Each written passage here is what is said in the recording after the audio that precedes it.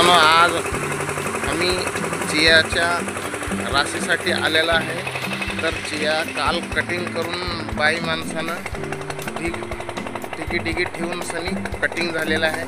तर आज आम्ही चियाची रास करासाठी मळणी यंत्र आणलोय। तर मळणी यंत्रानं आज आमची चियाची रास चालू आहे। तर बघू आता पोते भरल्यावर तुम्हाला सांगू। मात्र टोटल हे 1.5 एकर रानामध्ये आता किती माल निघेल ते बघू। हे बघा सगळं कटाव करून टाकलेला आहे।